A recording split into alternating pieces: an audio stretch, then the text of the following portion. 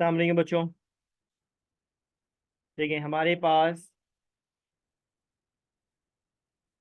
ये इक्वेशन है जिसे हमें balancing of equation by ion electron method से सॉल्व करना है। ये एक और उसकी एक एग्जांपल है जिसे हम डिस्कस करेंगे। सबसे पहले हम यहाँ पे अगर नोट करें तो यहाँ पे हमें सल्फर एक ऐसा एलिमेंट है जो कि जिसमें हमें लग रहा है कि यहाँ पे इसकी ऑक्सीडेशन स्टेट चेंज हुई है। क्यों कह रहे हैं हम यहाँ पे? तो हम कह रहे हैं यहाँ पे सल्फर दरअसल कंपाउंड की सूरत में नजर आ रहा है और यहाँ सल्फर एलिमेंटल है। तो इसका मतलब ये हुआ कि सल्फर की ऑक्सीडेशन स्टेट चेंज हुई होगी।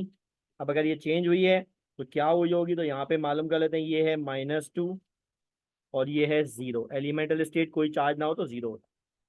ठीक है ना? तो इसका मतलब हमारा ये समझना है कि यहाँ पे सल्फर ने क्या किया है, इलेक्ट्रॉन लॉस करें। माइनस से प्लस में जा रहे हो या 0 में जा रहे हो तो ये अमल कहलाता है ऑक्सीडेशन का, यानी लॉस ऑफ इलेक्ट्रॉन। इसमें क्या हो रहा होता है? लॉस, यानी इलेक्ट्रॉन निकल रहे होते हैं। डिफरेंस कितना है? 2 इलेक्ट्रॉन का। इसका मतलब है कि एक H2S से एक सल्फर बनते हुए 2 इलेक्ट्रॉन लॉस हो रहे हैं। ये बात जरा ध्यान में रखें। एक H2S से एक सल्फर बनते हुए 2 इलेक्ट्रॉन लॉस हो रहे हैं। चले अब आते हैं और बात करते हैं। हम यहाँ पे आयोडीन को देखते हैं। लेफ्ट साइड पे हाइड्रोजन आयोडीन के साथ 3 ऑक्सीजन है, राइट साइड पे ऑक्सीजन नहीं है। तो हमने ये सोचा कि हो सकता है यहाँ आयोडीन की ऑक्सीडेशन स्टेट में चेंज आया हो। नोट करते हैं आयोडीन की ऑक्सीडेशन स्टेट। तो यहाँ पे आयोडीन की ऑक्सीडेशन स्टेट +5 है और यहाँ पे -1 है। इसका मतलब ये हुआ इसका मतलब ये हुआ कि आयोडीन ने यहाँ से यहाँ जाते हुए इलेक्ट्रॉन प्लस से माइनस में जा रहे हैं। माइनस से प्लस में जाएं तो ऑक्सीडेशन, प्लस से माइनस में जाएं तो रिडक्शन का अमल होता है। अच्छा, अब अगर ये रिडक्शन का अमल हुआ है तो इसने इलेक्ट्रॉन गेन करे हैं। गेन का साइन प्लस, कितने? 6 का डिफरेंस आया है ना। +5 से -1 जाते हुए इसने 6 इलेक्ट्रॉन गेन करे हैं। कैसे? +5 से +4, फिर +3, फिर +2, फिर +1, फिर 0, फिर -1। अब इसमें कितने इलेक्ट्रॉन जंप आए हैं? तो 1, 2, 3, 4, 5 और 6, यानी इसने 6 इलेक्ट्रॉन गेन करे हैं। 6 इलेक्ट्रॉन गेन करे। ठीक है। अब ये हमारे पास इसका बेसिक आइडिया बन गया। अच्छा, मीडियम कौन सा है? तो सवाल में बताया है एसिडिक मीडियम है। इसकी जरूरत कहाँ पड़ेगी? एलिमेंट बैलेंस करते हैं। बाकी कोई जरूरत नहीं है। ठीक है, चले अब आते हैं। पहला हमारे पास स्टेप क्या होता है हमेशा? पहला क्या होगा? आयोनाइजेशन, यानी वो चीज़ें जो आयन आसानी की सूरत में निकल जाते हैं, जिनका इलेक्ट्रॉन गेन और लॉस में कोई कंट्रीब्यूशन नहीं होता, उनको ज़रा पहले अलहदा कर दिया जाए। जैसे हाइड्रोजन आयोनाइजेबल होता है। मानो H2S में से H निकल गया तो बचा क्या? सल्फर। H अपने साथ +1 लेके जाता है तो छोड़ के क्या जाएगा? -1। क्योंकि 2 H निकले हैं तो 2 प्लस लेके गया है तो 2 माइनस छोड़ के गया। ठीक है। इसी तरह HiO3 में IO3 बचा, एक H निकला +1 लेके तो -1 छोड़ के गया। सेम यहाँ पे HI बचा, प्लस H प्लस में निकला तो माइनस छोड़ के गया। और sulphur as it is elemental state में मौजूद। ठीक हो गया। सेकेंड स्टेप निकालते हैं। सेकेंड स्टेप क्या था हमारे पास? सेपरेट करते हैं हम इक्वेशन को रिडक्शन और ऑक्सीडेशन वाले हाफ में। रिडक्शन और ऑक्सीडेशन वाले हाफ में। अब रिडक्शन वाला हाफ क्या है, ऑक्सीडेशन वाला हाफ क्या है, वो लिख लेते हैं। रिडक्शन किसकी हो रही है? तो हमने कहा I O3 - I- में कन्वर्ट हो रहा। ऑक्सीडेशन किसकी हो रही है? S-2 S एलिमेंटल में कन्वर्ट हो रहा। अब आएगा हमारे पास इंतहाई अहम स्टेप, क्या नाम है उसका?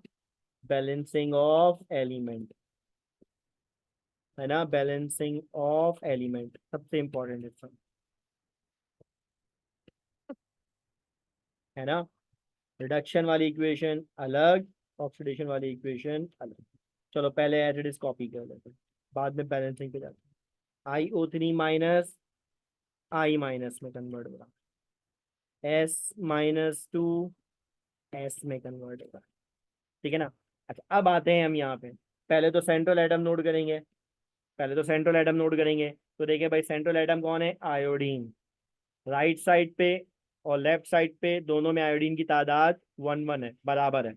इसका मतलब आयोडीन की तादाद को बैलेंस करने की जरूरत नहीं है, सिर्फ ऑक्सीजन को फोकस करना है। अब अगर लेफ्ट पे देखें तो 3 ऑक्सीजन है, राइट पे ऑक्सीजन नहीं है। इसका मतलब क्या हुआ? यहाँ से लॉस हुआ है 3 ऑक्सीजन एटम्स का। अच्छा भाई, अब एसिड मीडियम है, एसिड मीडियम में ऑक्सीजन निकालना हो तो क्या देते हैं? H+ देते हैं। कितने H+? एक ऑक्सीजन के लिए 2 H+, तो 3 ऑक्सीजन के लिए 6 H+। अच्छा भाई, ऑक्सीजन अगर H+ निकालेगा तो क्या बनाएगा? पानी बनाएगा। कितने पानी बनाएगा? जितने ऑक्सीजन निकले उतने पानी, या जितने हाइड्रोजन दिए उसके आधे पानी, यानी 3।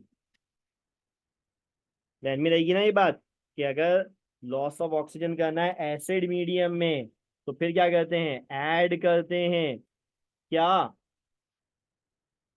2 H+ ऐड करते हैं फॉर ईच ऑक्सीजन एटम, है ना। एक ऑक्सीजन एटम निकालने के लिए 2 H+ देते हैं।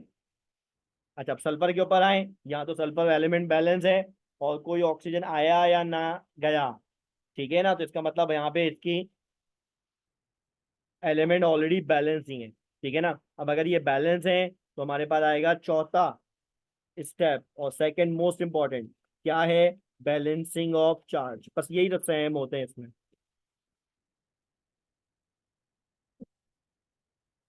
Balancing of charge. वही काम रिडक्शन वाली इक्वेशन, ऑक्सीडेशन वाली इक्वेशन, पहले जरा इसको लिख लेते हैं, बाद में चार्ज बैलेंस करने जाते हैं।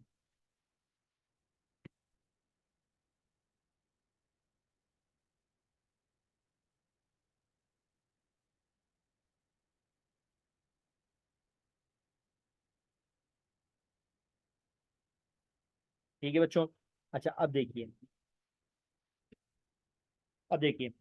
एक IO3 एक I- में कन्वर्ट हो रहा है ना। तो यहां से एक IO3 एक I- में कन्वर्ट हो तो कितने इलेक्ट्रॉन गेन करता है? 6 इलेक्ट्रॉन गेन करता है ना। हम यहाँ पे आ जाते हैं, एक IO3 एक I- ही बना रहा है, तो इसका मतलब इतने क्या किए होंगे? 6 इलेक्ट्रॉन गेन करे, ठीक है ना। आयोडीन की तादाद क्योंकि चेंज नहीं हुई, सेंट्रल एटम की तादाद चेंज नहीं हुई, तो इसका मतलब वही डिफरेंस जो ऊपर हमने निकाला था ऑक्सीडेशन स्टेट को देखते हुए वही आ जाए। सेम बात यहाँ पे आ जाते हैं, एक H2S से एक S बनते हुए 2 इलेक्ट्रॉन लॉस हो रहे हैं। हमारे पास कितने H2S हैं? H2S तो नहीं गए, S-2 गए, एक है। सल्फर कितने बन रहे हैं? एक ही बन रहा है, तो कितने इलेक्ट्रॉन लॉस हुए? सेंट्रल एटम क्योंकि चेंज नहीं हुए, जब सेंट्रल एटम चेंज नहीं हुए, देखो यहाँ पे भी सेंट्रल एटम चेंज नहीं हुए, तो सेम इलेक्ट्रॉन आए, यहाँ भी सेंट्रल एटम चेंज नहीं हुए तो सेम इलेक्ट्रॉन, क्या? 2 इलेक्ट्रॉन लॉस हुए, ठीक हो गया। अच्छा अब क्या करना है? अब तो बड़ा आसान स्टेप है, क्या? इक्वलाइज करेंगे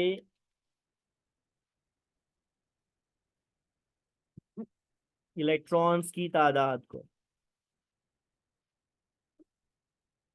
इक्वलाइज करेंगे इलेक्ट्रॉन्स की तादाद को। कैसे करें भाई? ऊपर 6 इलेक्ट्रॉन, नीचे 2 इलेक्ट्रॉन है, तो इसका मतलब दो वाले को 6 बना देते हैं, तो हम क्या कहते हैं? हम कहते हैं भाई मल्टीप्लाई कर लेते हैं ऑक्सीडेशन इक्वेशन को बाय 3। तो रिडक्शन वाली तो एज इट इज लिख देते हैं, रिडक्शन वाली इक्वेशन तो एज इट इज लिख देते हैं क्या भाई, IO3 minus plus 6H plus plus 6 electron, I minus plus 3 water molecules, यहाँ पे लिखे तो 3 से multiply, 3S minus 2 3S plus 6 electron बराबर हो गया। इलेक्ट्रॉन क्या करें, ऐड कर दीजिए।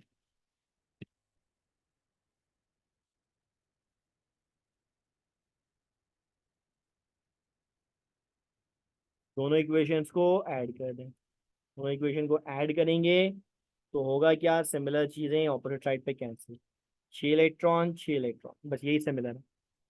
बाकी जो बच गया वो लिख देते हैं, क्या बच गया भाई, IO3 माइनस, फिर 6H प्लस, फिर 3S माइनस 2, यहाँ क्या बचा, I minus plus 3H2O plus 3 ये हमारे पास इसकी बैलेंस्ड इक्वेशन होगा, है ना, ये हमारे पास इसकी बैलेंस्ड इक्वेशन। ठीक है बच्चों, समझ में आई बात, क्लियर हुआ कॉन्सेप्ट?